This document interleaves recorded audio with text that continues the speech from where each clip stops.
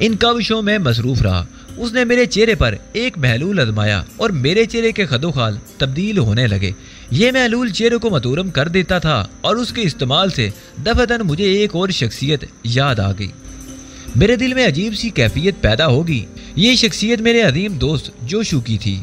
ऐसा ही महलूल उस चीनी रहनुमा ने इस्तेमाल किया था और दूसरी बार ये मुझे होंदू के पास से मिला था। मैंने खास तौर से उसके बारे में सवाल किया। हाँ, ये खास किस्म की बूटी का महलूल है जो चेहरे को मतूरम कर देता है, और दिलचस्प बात यह है कि जब चेहरा ठंडे पानी से धो लो तो मामूल पर आ जाता है। ठंडे पानी के अलावा और कोई चीज इस पर कारआमद नहीं होती।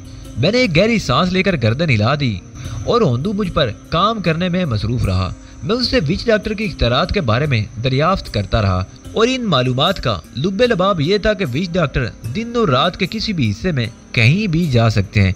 एक तरह से वो मोजील के नुमाइंदे होते हैं। मोजील यानी स्टीफन ब्रैकोडा, और स्टीफन ब्रैकोडा बाज़ औक़ात उन लोगों से बराह रास्त भी राब्ता कायम कर लेता था। होंदू ने मुझे बताया कि वो एक अजीम रहनुमा की हैसियत से यहाँ मुतारिफ है, लेकिन उसकी शख्सियत बड़ी हैरत अंगेज़ है। कभी वो तुम्हें मामूली आदमी की हैसियत से आम रास्तों पर पड़ा मिल जाएगा और कभी उसकी शख्सियत बहुत ही मोहतरम हो जाती है।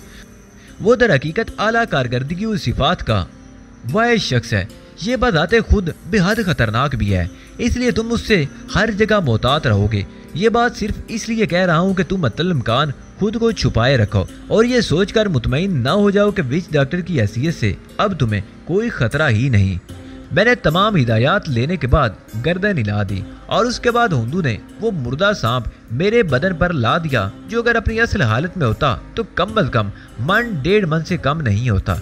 लेकिन चूंकि सूखा हुआ खुश्क सांप था जिसमें खाल और घास के अलावा किसी चीज का वजन नहीं था, इसलिए मुझे अपने बदन पर ज्यादा भार महसूस भी ना हुआ। लेकिन इस कदर शानदार और जानदार चीज थी कि मैं हैरान हो गया। मैंने होंदू से कहा, ये तो रबर का मालूम होता है। हाँ, दरअसल इसकी खाल एक खास तरीके से हनूत की गई है। तुम्हें मिस्री तरीका हनूत मालूम होगा।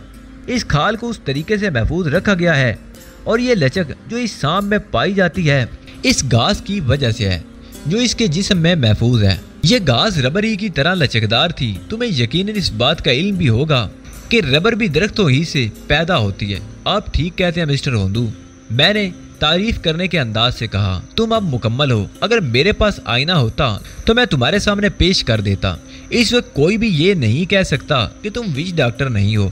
सांप की इसी लचक से तुम फायदा उठा सकते हो और इसको जरा महारत से जुम्बश दे सकते हो। ये तमाम काम मैं खुद कर लूँगा, तो बस अब जाओ और मजीद किसी शय की ज़रूरत हो तो मुझे बताओ। होंदू ने कहा, नहीं शुक्रिया, इसके अलावा मुझे और कुछ दरकार नहीं। मैंने कहा, इस वक्त शायद रात का 3रा पहर था जब मैं होंदू के ठिकाने से बाहर निकल आया। अब मेरी शख्सियत बिल्कुल बदल चुकी थी। मैं नंगे पाँव बस्ती की जानिब चल पड़ा जहाँ मुकम्मल खामोशी छाई हुई थी। कहीं कहीं इक्का दुक्का अफराद किसी मसरूफियत में उलझे हुए नजर आ जाते थे, लेकिन मैंने उनमें से किसी की जानिब तवज्जो नहीं दी और बस्ती के मुख्तलिफ गोशों में चकराता फिरता रहा, यहाँ तक कि मेरा रुख उस बुत की जानिब हो गया जो यहाँ फसाद की जड़ बना हुआ था और जिसकी वजह से अफ्रीका के ये नीम वैशी कबाइल स्टीफन ब्रैकोडा के कब्जे में आ गए थे। बुत के इतराफ में मुकम्मल खामोशी छाई हुई थी। कुर्बान गाह के चबूतरे पर खून बिखरा हुआ था जो जमकर सूख गया था। उसे गालबन साफ करने की जरूरत नहीं महसूस की गई थी। मैं वहां से हटा और अब मेरा रुख उन पहाड़ियों की जानिब था जिनके बारे में होंदू ने मुझे बताया कि वो स्टीफन ब्रैकोडा का मस्कन है। जराइम की दुनिया के इस खतरनाक आदमी ने अपने तहफ़्फ़ुज़ के लिए क्या कुछ बंदोबस्त ना किया होगा, इस बात का एहसास मेरे दिल में मौजूद था। लेकिन मैं इन रास्तों का अजनबी राही नहीं था। मैं इस किस्म के जराइम पेशा लोगों के बारे में अच्छी तरह जानता था। अगर उनसे गलती ना हो तो उनको फना करना नामुमकिन हो। मैं अच्छी तरह जानता था कि अगर उनसे गलती ना हो तो उनको फना करना मुमकिन ना हो, लेकिन गलतियां तो होती ही हैं। और ये बात मेरे ज़हन में पूरी तरह पुख्ता थी कि स्टीफन ब्रैकोडा ने अपनी तमाम तबाही के लिए कुछ न कुछ रास्ते जरूर छोड़े होंगे। मुझे उन्हीं रास्तों की तलाश थी। पहाड़ियों तक का रास्ता बहुत ज्यादा दुश्वार साबित नहीं हुआ। मैं उन तक पहुंच गया। वहां घने दरख्त मौजूद थे। एक जगह एक दरख्त की जड़ में मैंने एक विच डॉक्टर को सोते हुए देखा। उसका सांप उसके सीने पर मौजूद था और फुनकार रहा था। मैं उससे बचता हुआ आगे बढ़ गया और फिर उन पहाड़ियों के नजदीक पहुंच गया। एक अजीम शान गार का दहाना मेरी निगाहों के सामने था। لیکن اس غار میں داخل ہونے کی بجائے میں اس کے عقبی حصے کی طرف چل پڑا۔ عقبی حصے میں نے تقریباً 1 فرلانگ کا سفر طے کرنے کے بعد ایک عجیب و غریب جگہ دیکھی۔ یہ جگہ ایک پیالہ نما وادی کی طرح نظر آ رہی تھی، لیکن حیرت انگیز بات یہ تھی کہ اس کے اوپر چوڑے پتوں والے درخت اس طرح جھکے ہوئے تھے کہ وادی تقریباً چھپ جاتی تھی۔ مجھے اس کا سراغ بھی بڑے عجیب انداز میں ملا تھا۔ میں جب اس پیالہ نما وادی کے قریب پہنچا تو مجھے یہ اندازہ نہیں ہو سکا کہ پتوں سے ڈھکے ہوئے اس میدان کے نیچے ایک گہری وادی موجود ہے۔ البتہ ہموار زمین کے ساتھ ساتھ ان پتوں کو دیکھ کر بڑی حیرت ہوتی تھی اور میں نے وہاں قدم رکھ دیا تھا، لیکن میرا یہ قدم تحت سراغ کی جانب سفر کرتا ہوا محسوس ہوا۔ میرے پیروں کے نیچے سے ایک دم زمین نکل گئی تھی۔ بے اختیارانہ انداز میں نے دونوں ہاتھ پھیلا کر کوئی غیر مری ہوئی شے پکڑنے کی کوشش کی تو ایک چوڑے پتوں والی شاخ میرے ہاتھ میں آ گئی اور اس شاخ میں اتنی لچک تھی کہ وہ میرا وزن سنبھال نہ پائی اور نیچے جھک گئی۔ البتہ اگر اس شاخ میں ایسی لچک نہ ہوتی اور وہ کمزور ہوتی تو یقیناً میں نقصان اٹھاتا۔ میں اس طرح نیچے جھکتا چلا گیا جیسے کسی پیراشوٹ کے ذریعے خلا سے زمین کی طرف سفر کر رہا ہوں۔ یہ سب کچھ اتنی تیزی سے ہوا تھا کہ اس میں میرے کسی ارادے کو کوئی دخل نہ تھا۔ شاخ پکڑنے سے لے کر نیچے تک پہنچنے کا عمل قطعی غیر اختیاری تھا۔ میرے ہاتھ پاؤں کسی خودکار نظام کے تحت خود بخود حرکت کرتے چلے گئے اور جب میرے پاؤں زمین سے لگے تو میں نے فوراً شاخ چھوڑ دی۔ خاصی زوردار آواز کے ساتھ وہ شاخ مڑ کر اپنی جگہ واپس پہنچ گئی۔ میں تقریباً 15 فٹ گہرائی میں اتر گیا تھا اور یہاں میں نے ان درختوں کے تنے دیکھے جو بالکل پتلے پتلے رسیوں کی شکل میں موجود تھے، لیکن اتنے مضبوط اور اتنے لچکدار کہ حیرت ہوتی تھی۔ یہاں مجھے وہ دیواریں صاف نظر آ رہی تھی جو قدرتی پہاڑوں ہی کی تھی، لیکن سپاٹ اور پیالہ نما ڈھلان کی مانند میرا دل سینے میں بری طرح دھڑک رہا تھا۔ اگر درخت کی یہ شاخ اس قدر لچکدار نہ ہوتی اور میرے ہاتھ نہ آتی تو یقیناً 15 فٹ کی بلندی سے بے اختیار ہو کر گرتے ہوئے پتہ نہیں میرے بدن کے کون کون سے حصے ٹوٹ پھوٹ جاتے۔ بہرطور یہ بھی تائید غیبی تھی، خدا نے یہاں بھی میری مدد کی تھی اور میں اس ہولناک جگہ پہنچنے کے بعد یہ سوچ رہا تھا کہ یہ برا ہوا یا بہتر ہوا۔ یقیناً خدائے قدوس نے مجھے یہاں تک پہنچانے میں کوئی مصلحت ہی سمجھی ہوگی اور یہ مصلحت تھوڑی دیر کے بعد میری نگاہوں میں آ گئی۔ پیالہ نما وادی کے عین درمیان میں ایک شاندار قسم کا ہیلی کاپٹر کھڑا ہوا تھا۔ یہ ہیلی کاپٹر کینوس سے ڈھکا ہوا تھا لیکن مکمل طور پر نہیں۔ اس کا پچھلا حصہ نمایاں تھا جس کی وجہ سے مجھے اس کے بارے میں اندازہ ہو گیا تھا، ورنہ کینوس سے ڈکی ہوئی شے کو میں بخوبی نہیں دیکھ سکتا تھا۔ میرے قدم ہیلی کاپٹر کی جانب بڑھ گئے اور پھر میں اس کے قریب تھا۔ میرے کان آہٹوں پر لگے ہوئے تھے۔ یقیناً ہیلی کاپٹر کی حفاظت کے لیے کچھ افراد یہاں ضرور موجود ہوں گے، لیکن چند آٹے لینے کے بعد مجھے اندازہ ہوا کہ کسی ذی روح کا وجود وہاں نہیں تھا۔ ہیلی کاپٹر کا کینوس ہٹا کر میں اس کے اندر داخل ہو گیا اور اس کی مشینری کا جائزہ لیتا رہا۔ دفعتاً میرے ذہن میں ایک خیال آیا، اسٹیفن بریکوڈا نے یہ ہیلی کاپٹر بلا وجہ یہاں نہ رکھ چھوڑا ہوگا۔ ویسے بڑی شاندار بات تھی۔ پتوں میں ڈھکے ہوئے اس پیالہ نما ہیلی پیڈ کے بارے میں شاید ہی کسی کو اندازہ ہو سکتا تھا۔ ہیلی کاپٹر میں داخل ہونے کے بعد میں نے تھوڑی دیر تک کچھ سوچا اور پھر ہیلی کاپٹر کی مشین کو چھیڑنے لگا۔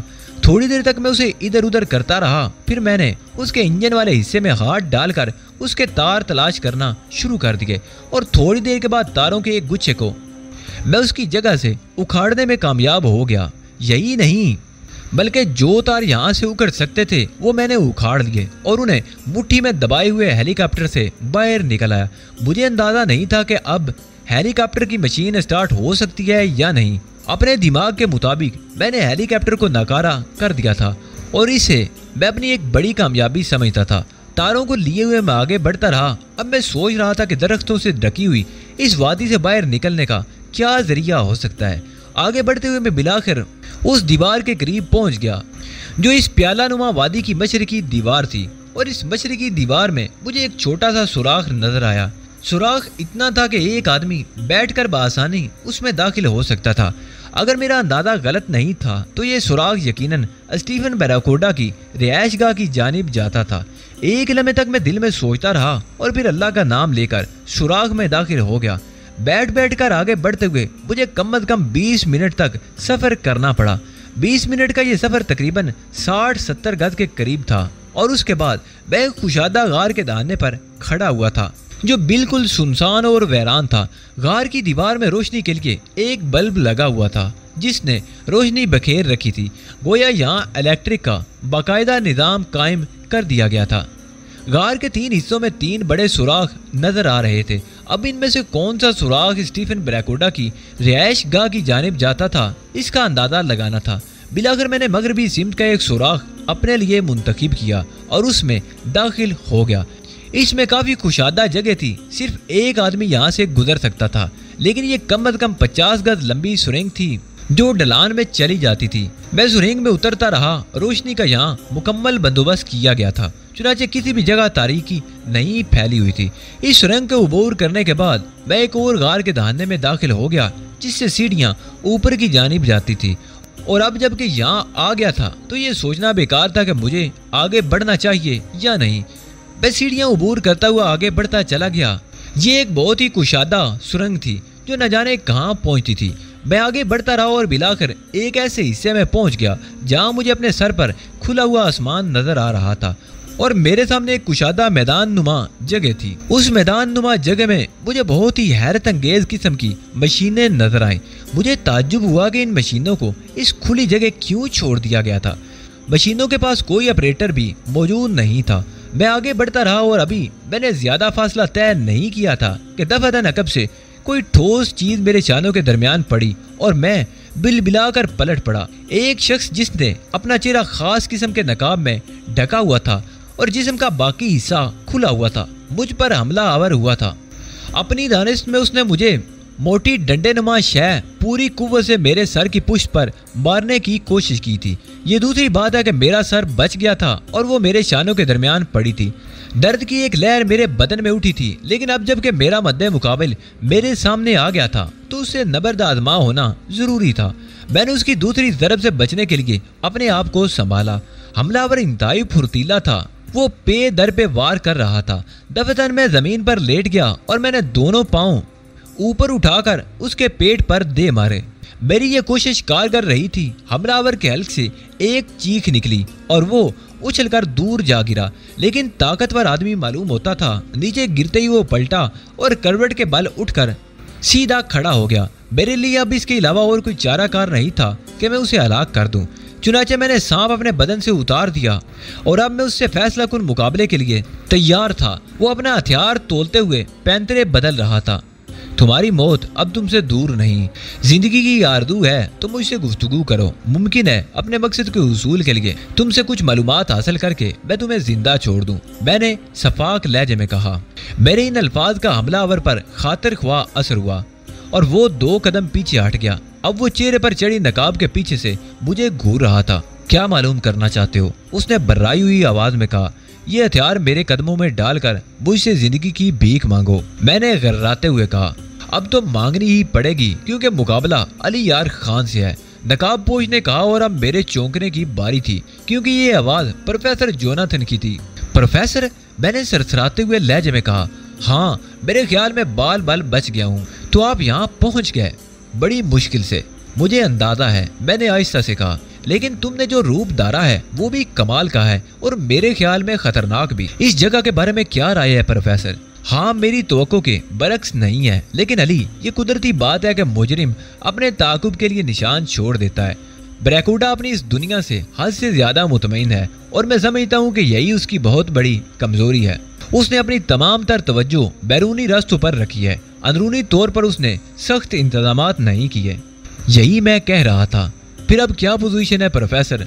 आपने यहाँ क्या मुशाहिदा किया? आओ मैं तुम्हें इस शोबे की हकीकत बताऊं। प्रोफेसर ने मुझे साथ आने का इशारा करके आगे चलने के लिए कहा। थोड़ी देर तक हम सुरंगों में सफर करते रहे, उसके बाद एक जगह पहुंच गए। अब हम उस आसमानी देवता के पेट में हैं। आओ, प्रोफेसर ने कहा। हम सीढ़ियां चढ़ते हुए ऊपर पहुंच गए। ये बुत की आंखें हैं, प्रोफेसर ने बताया। मैंने एक सुराख से आंख लगा दी। बोनिका गहरी नींद सो रहा था। बहुत दूर क़याम पजीर कबीलों में आग रोशन थी। कुर्बानी का चबूतरा साफ नजर आ रहा था। उम्दा जगह है, मैंने तबसरा किया। दीवारों में स्पीकर लगे हुए हैं, प्रोफेसर बोला। मैं इसकी निज़ाम के बारे में कुछ बातें मालूम कर चुका हूँ। यकीनन कर चुके होगे। इस जगह से उस बुत के जरिए हालात कंट्रोल किए जाते हैं। यहाँ मुख्तलिफ तरीकों से काम किया जाता है। कभी कभी बराह रास्त भी नशरियात की जाती हैं और अगर इसकी ज़रूरत ना हो तो फिर रिकॉर्ड किया हुआ केस इस जगह से काम करता है।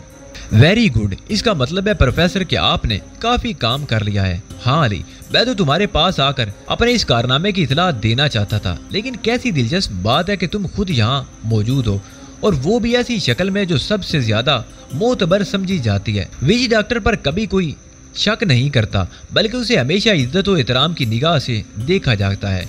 तुमने इन लोगों की सबसे कमजोर रग दबाई है। ये बताइए कि अब आपका क्या प्रोग्राम है? मेरे ख्याल में तो अब हमें वापसी के बारे में सोचना चाहिए। हाँ, इसमें तो कोई शक नहीं। उसके लिए मैंने एक मुख्तसर रास्ता दरियाफ्त किया है। चलो, अगर यहाँ और कोई मंसूबा नहीं है तो फिर वापस चलते हैं। मैं यकीनन वो मुख्तसर रास्ता देखना पसंद करूंगा। प्रोफेसर जोनाथन मुझे जिस रास्ते से बाहर लाया वो वाकई इंतहाई मुख्तसर था, मगर ये भी हकीकत है कि उस रास्ते से गुजरते हुए हमारे बदन पसीने में शराबूर हो गए थे और किसी सांप की तरह हमें रींग रींग कर बुलंदी की तरफ चढ़ना पड़ा था, क्योंकि इस गैर कुदरती सुरंग का एक कतर 2.5 या 3 फीट से ज्यादा नहीं था। बड़ी घुटन इस सफर की इब्तदा में महसूस हुई थी, लेकिन ठंडी हवाओं के झोंके हमें थोड़ी देर के बाद महसूस होने लगे और उसके बाद हम एक चट्टान के ऊपरी हिस्से पर बाहर निकल आए जो किसी मकान पर बनी हुई थी। दूर से देखने पर यह सुराख नजर नहीं आ सकता था। गालिबन इस किस्म की कार्रवाई हवा के लिए की गई थी। इन्होंने शायद ये भी सोचा ना होगा कि इसके जरिए कोई इंसान भी अंदर आ सकता है। बाहर आकर हम गहरी गहरी सांसें लेने लगे और फिर मैंने इतराफ का माहौल देखा। बाईं सिमत एक ढलान नीचे उतरकर लंबी लंबी घास में रोपोश हो जाती थी और उसके जरिए प्रोफेसर जोनाथन यहाँ तक पहुंचा था। खासा तवील सफर तय करने के बाद और कोई गुफ्तगू किए बगैर हम अपने कबीले के नजदीक पहुंच गए और अब कबीले के लोग हमारे सामने थे, लेकिन उन लोगों के दरमियान जाने की बजाय हमने एक चट्टान की आड़ मुंतखब की और वहां बैठ गए। वैसे ये सब कुछ बहुत अजीब महसूस होता है प्रोफेसर। स्टीफन ब्रैकोडा शैतानी ज़हन रखता है, लेकिन क्या उसे किसी अंदरूनी साजिश का खदशा नहीं है? बज़ाहिर तो यही महसूस होता है कि वो यहाँ जितने लोगों के साथ मौजूद है उनसे पूरी तरह मुतमईन है। मैं इसे उसकी बहुत बड़ी हमाकत करार देता हूँ प्रोफेसर। उसका ये ख्याल गलत है कि उसके दरमियान गद्दार या उसके दुश्मन नहीं हो सकते। दावे से क्यों कह रहे हो ये बात? इसलिए कि एक ऐसी शख्सियत ने ही मेरी मदद की है, मैंने कहा और मुख्तसरन हुंदू के बारे में बताने लगा। प्रोफेसर जोनाथन आंखें बंद करके सारी हिलाने लगा था। फिर उसने कहा, अली, मैं मजहबी इंसान नहीं हूँ, लेकिन चंद बातों पर पूरा पूरा यकीन रखता हूँ। बुराई बहरहाल ख़त्म होती है और उसके लिए ऐसे ज़राए मुहैया हो जाते हैं कि उसका खात्मा हो जाए। मैं खुद भी आपसे मुत्तफिक हूँ प्रोफेसर। अब ये सोचिए कि हमारा दूसरा कदम क्या होगा। इस सिलसिले में फौरी तौर पर कोई बात कहना जरा मुश्किल ही है। हम किसी मुनासिब मौके का इंतजार क्यों ना करें, मगर हम बहुत ज्यादा इंतजार भी तो नहीं कर सकते। अगर सानबीन कबीले के लोग इस तरफ आ गए तो हमारे लिए बड़े मसाइल पैदा हो जाएंगे। मैं मानता हूँ इस बात को, लेकिन फिलहाल आइंदा चंद रोज के लिए मंसूबा बंदी करना भी जरूरी है। इस मरहले पर बगैर सोचे समझे कुछ नहीं किया जा सकता। तो ठीक है, अगर ये बात है तो मैं अपना हुलिया तब्दील किए लेता हूँ। इस तरह तो जाहिर है अपने लोगों में दाखिल होना बड़ा अजीब होगा। मैं असल सूरत हाल उन पर भी वाजे करना नहीं चाहता। अगर तुम मुनासिब समझते हो तो ठीक है, लेकिन दोबारा ये हुलिया इख्तियार करने में दिक्कत होगी। चुनाचे कबीले के लोगों में दाखिल मत हो, बल्कि इसी तरह इसी हुलिये में घूमते फिरते रहो और हालात मालूम करते रहो।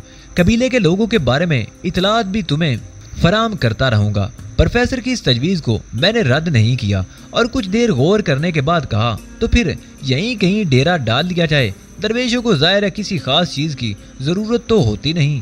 प्रोफेसर जोनाथन मुस्कुराने लगा। फिर उसने कहा, स्टीफन ब्रैकोडा के बारे में कुछ मालूमात हासिल हो सकी? हाँ, उसकी रहायशगाह की निशानदेही हो गई है, लेकिन प्रोफेसर मैं पूरे दावे से ये बात कहता हूँ कि वहाँ पहुँचना आसान काम नहीं होगा जब तक कि वो खुद ही अपने बिल से बाहर ना निकल आए। चंद नमाज सोचते रहने के बाद प्रोफेसर फिर बोला, ठीक है, हम इंतजार करेंगे। इतना खतरा तो मोल ही लिया जा सकता है। अगर सानबीन के लोग आ भी पहुंचे तो फिर जो भी सूरत हाल होगी उसके मुताबिक अमल कर लिया जाएगा। लेकिन मेरे ख्याल में हमें एक हंगामी प्रोग्राम भी तैयार कर लेना चाहिए। मसलन जैसे ही सानबीन के लोग यहाँ आते हैं तो हम उनके लिए कोई ऐसी अफवाह फैला देंगे कि यहाँ लोग खुद ही उनके मुखालिफ हो जाएं और उन्हें हलाक कर दें, या फिर कोई ऐसी तजवीज़ जो तुम्हारे जहन में हो। नहीं प्रोफेसर, हम यहाँ किसी भी बेगुनाह की ज़िंदगी से नहीं खेलेंगे। आप इसे जज्बाती बात न समझे, बल्कि हकीकत यह है कि इंसान को इंसान के कत्ल पर उसी वक्त आमादा होना पड़ता है जब सूरत-ए-हाल नागज़ीर हो, वरना हम अपने मकसद की तकमील के लिए इतने सारे अफराद को मौत की नींद सुलाकर अपने ज़मीर को मुतमईन नहीं रख सकते। ठीक कहते हो अली, बिल्कुल ठीक कहते हो। बहरहाल ये मेरा मामला भी हमने तकदीर के सुपुर्द कर दिया। जब तकदीर ने हमारी यहाँ तक रहनुमाई की है तो आइंदा भी हमारे हालात बेहतर होंगे। मैं आपसे इस सिलसिले में मुत्तफिक हूँ प्रोफेसर, मैंने कहा। प्रोफेसर जोनाथन उसके बाद थोड़ी देर तक मेरे साथ रहा, फिर अपने लोगों के दरमियान चला गया। मैं वक्त गुजारी के लिए कोई खास जगह मुंतखब करने लगा। वैसे भी रात बहुत ज्यादा गुजर चुकी थी और सुबह का उजाला फैलने में अब ज्यादा देर नहीं रह गई थी। एक चट्टान की आड़ में लेटकर मैंने अपना सर घुटनों में दे दिया और सोने की कोशिश करने लगा। थोड़ी देर में नींद आ गई, फिर आंख उस वक्त खुली जब सूरज की तमादत ने मुझे बेचैन कर दिया। पेट में चूहे दौड़ लगा रहे थे, चुनाचे खुराक की तलाश में उठ खड़ा हुआ। भला एक विच डॉक्टर को खाने पीने की अशिया की क्या कमी हो सकती थी। जिस जगह पहुंचा जो चाहा तलब कर लिया। लोग मुझसे तरह तरह की दरख्वास्तें कर रहे थे और मैं सिर्फ उनकी हरकत और सकनात से सूरत-ए-हाल को समझकर उनकी मर्जी के मुताबिक काम कर रहा था। अब जरूरी तो नहीं था कि हर विच डॉक्टर यहाँ मसीहा हो। 3 या 4 रोज इसी तरह गुजर गए। इसी दौरान प्रोफेसर जोनाथन हर रात मुझसे मुलाकात करता था। बूढ़ के बारे में उसने बताया था कि वो 2-3 बार कबीले में आ चुका है और उसके साथ वही लड़की होती है। बिड वहाँ की खबरें ला ला कर देता है। ये शख्स अजीबो गरीब फितरत का मालिक है। प्रोफेसर ने बूढ़ की शख्सियत पर तबसरा करते हुए कहा, हाँ प्रोफेसर इंतहाई कारआमद और वफादार आदमी है। मैंने कहा, कल रात कुर्बानी की रस्म अदा की जा रही है और कुर्बानी की ये रस्म मोरील अपने हाथ से अदा करेगा। गुड, इतला कहाँ से मिली? मैंने सिनसनी खेज लहजे में कहा। उसी हैरत अंगेज आदमी ने ये इतला दी है और न सिर्फ इतला दी बल्कि ये भी बताया है कि वो 3 अफराद कौन हैं जिन्हें कुर्बान किया जाएगा। मोजील उनकी कुर्बानी को अपने हाथों से सरंजाम देगा।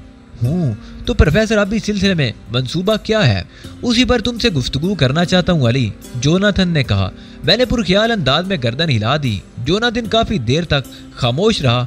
इससे पहले कि वो कुछ बोलता मैंने कहा, प्रोफेसर यकीनन जो मंसूबा आपके ज़हन में होगा वो मेरे मंसूबे से बेहतर ही होगा, लेकिन फिर भी मैं ये चाहता हूँ कि आपको अपना मंसूबा बता दूँ। हाँ जरूर, बल्कि ये ज्यादा बेहतर बात होगी, प्रोफेसर ने खुश दिली से कहा। प्रोफेसर मेरे ख्याल में वाकई इससे बेहतर मौका हमें और कोई नहीं नसीब होगा। कल हम पूरा रिस्क ले लेंगे। हमारे तमाम आदमी अपने अपने हथियारों को संभाल कर इस मजमे अजीम में शामिल होंगे और ऐसी जगहों पर पोजीशन ले लेंगे जहां से कार्रवाई करने वालों से निपटा जा सके। दूसरा काम ये होगा कि ऑटो खान को इस जगह से वापस बुला लिया जाए, मैंने कहा और फिर तफसील के साथ पूरा मंसूबा प्रोफेसर के सामने बयान कर दिया। प्रोफेसर ने पूरी तवज्जो से मेरी बात सुनी और फिर बोला, लेकिन उसके लिए हमें मजीद कुछ कार्रवाइयां भी करना पड़ेंगी। यानी उस वक्त हम छुपते छुपाते बुत तक तो पहुंच जाएंगे, लेकिन बाद में उस अंदरूनी इंतजाम को कंट्रोल करने वालों से भी तो निमटना होगा। बाद में नहीं प्रोफेसर, बल्कि पहले ही हम किसी भी तरह उन लोगों को नाकारा बना देंगे। किसी भी तरह वाली बात समझ में नहीं आती। मेरा ख्याल है इस सिलसिले में बुढ़ की खिदमात हासिल की जा सकती हैं। बहुत ही मुश्किल मरहला होगा। मेरे अपने मशवरे के मुताबिक इसे 3 हिस्सों में तकसीम कर दो। बुढ़ के सुपुर्द उन लोगों को संभालने की जिम्मेदारी कर दो।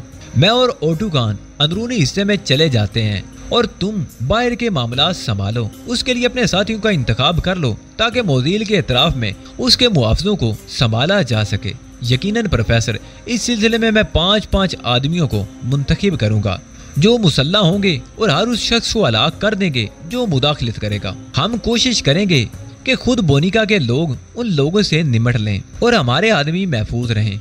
जोनाथन से मुख्तलिफ अमूर पर काफी देर तक गुफ्तगू होती रही। मेरे दिल की धड़कनें काफी तेज हो गई थी। यकीन नहीं आता था कि मैं इतनी जल्दी कामयाबी से हमकिनार हो जाऊंगा। प्रोफेसर जोनाथन अपने फन में यकता था। वो इतना ज़हीन आदमी था कि लम्हे भर में बात की तह तक पहुंच जाता था। बहरहाल अब मुझे उन तमाम बातों को नजरअंदाज करके आने वाले दिन के बारे में सोचना था। फिलहाल मुझे कोई काम न था। तमाम इंतजामात अब प्रोफेसर को करना थे। मुझे सिर्फ वक्त पर अमल करना था। ताहम मैंने इस सिलसिले में बहुत सी बातें ज़हन में रखी थी और अपने काम के लिए पूरी तरह तैयार हो गया था। एक मरहला हुंदू से मुलाकात का अभी बाकी था, जिसके लिए मैं वक्त ज़ाया नहीं कर सकता था। चुनाचे मैं इसी वक्त हुंदू की जानिब चल पड़ा और खासा तवील फासला तय करके बिलाखिर मैं उसके झोंपड़े पर पहुंच गया। होंदू अपने झोंपड़े में मौजूद था। ऐना अलबत्ता मौजूद नहीं थी। वो सो रहा था। मेरे कदमों की चाप पर उसका सांप फुनकारने लगा तो वो खुद भी जाग गया और उठकर बैठ गया। वो आंखें फाड़ फाड़ कर मुझे पहचानने की कोशिश करने लगा तो मैंने कहा, होंदू मैं एली हूँ। ओह हाँ, मैंने पहचान लिया, आओ बैठो। होंदू, मैं अपने मिशन की तकमील के लिए तैयारियां मुकम्मल कर चुका हूँ और अब सिर्फ आखिरी मरहला बाकी रह गया है। बैठो, बैठ जाओ, उसने उसी अंदाज में कहा और मैं बैठ गया। मैंने तुम्हें इतला देना जरूरी समझा होंदू, इस मरहले पर अगर तुमसे मुमकिन हो सके तो मेरी मदद भी करो। मुझे तफसील बताओ, अगर मुनासिब समझो तो। तफसील ज्यादा तवील नहीं होंदू, कल कुर्बानी की रात है ना। हाँ, उन 3 बेगुनाहों को कत्ल किया जा रहा है जिन्होंने यहाँ से फरार होने की कोशिश की थी। ये तीनों ही तालीम याफ्ता नौजवान हैं और मोजील के उस मंसूबे के खिलाफ हैं जो उसने बनाया है। जानते हो ये तीनों कौन है? नहीं होंदू, मैं नहीं जानता। इनका ताल्लुक चीकू सुलवाकिया से है। तीनों ही मोजील के कारिंदे थे और यहाँ उसके लिए नुमाया काम अंजाम दे रहे थे। लाइन ऑफ क्रोदल के सिलसिले में मोजील ने जो मंसूबा बनाया, इन्होंने कई दौरान गुफ्तगू उसका तज़किरा करते हुए उसकी मुखालफत कर दी और मोजील को कभी किसी ऐसे आदमी को माफ नहीं करना जो उसके मकासद के खिलाफ एक लफ्ज भी मुंह से निकाले। उसने तस्दीक की और उन लोगों से पूछा कि क्या ये हकीकत है, क्या उन्होंने इस मंसूबे की मुखालफत की है। तब उन्होंने अपने मौक़िफ़ का इजहार कर दिया और मोजील ने खुशी से गर्दन हिलाते हुए कहा कि वो इन लोगों से खुश होता है जो खुद अपनी ज़बान भी रखते हैं और अपनी राय का इजहार भी करते हैं। फिर उसने उनसे बहुत ही फराखदिली से सवालात किए और पूछा कि वो इस मंसूबे के खिलाफ क्यों हैं। तो उन्होंने कहा कि वो बेचारे बेघर फ़लस्तीनियों से हमदर्दी रखते हैं। मोजील ने उनसे पूछा कि अगर वो मोजील के खिलाफ हैं और यहाँ से जाना चाहते हैं तो वो उन्हें वापस भिजवा सकता है। जिस पर उन्होंने जवाब दिया कि अगर मोजील उन पर ये इनायत करता है तो वो हमेशा उसका एहतराम करेंगे। मोजील ने उनसे ये भी सवाल किया कि क्या वो बैरूनी दुनिया में जाकर उसके मंसूबे को दूसरों के सामने लाएंगे। इस बात पर वो तीनों खामोश रहे। उन्होंने ये नहीं कहा कि वो ऐसा नहीं करेंगे। चुनाचे उसी रात वो तीनों अपनी अपनी जबानों से महरूम हो गए। क्या? मैं उछल पड़ा। उनकी जबानें किसी नामालूम तरीके से बंद कर दी गई थी और वो खुद बोलने के काबिल नहीं रहे थे। तुम उनकी तकलीफ का अंदाजा नहीं कर सकते। वो पागलों की तरह मुंह से कूं कूं की आवाजें निकालते फिर रहे थे, लोगों को अपना हाल बताने की कोशिश करते थे। लेकिन हाँ, आगे कहो होंदू। लेकिन उनके हाथों की उंगलियां भी उनका साथ नहीं देती थी कि वो लिख कर ही किसी को अपने हाल से आगाह कर सकें, क्योंकि उन लोगों के हाथ भी मफलूज हो चुके थे। ओह, मैंने गहरी सांस ली। मोजील ने विच डॉक्टरों को उनके इलाज के लिए मामूर किया और उनसे कहा कि इन मजलूम लोगों की कुव्वते गोयाई वापस लाई जाए। लेकिन कौन विच डॉक्टर अपनी अपनी जड़ी बूटियों को ऐसे मकसद के लिए इस्तेमाल कर सकता है जो मोजील को नापसंद हो। चुनाचे सब ने माजूरी का इजहार किया। फिर मोजील ने दर्द भरे अंदाज में कहा कि उन लोगों की बेबसी और बेचारगी नहीं देख सकता। चुनाचे बेहतर है कि उन्हें बुत के कदमों में कुर्बान कर दिया जाए और कल की रात कुर्बानी की रात है। मोजील अपने दुश्मनों को इसी तरह अज़ियतें दे देकर मार देता है। लेकिन कुर्बानी के इस राज से तुम क्या फायदा उठाना चाहते हो एली? होंदू, मोजील की कल की रात उसकी आखिरी रात है और हम कोशिश करेंगे कि वो इन तीनों को हलाक न कर सके।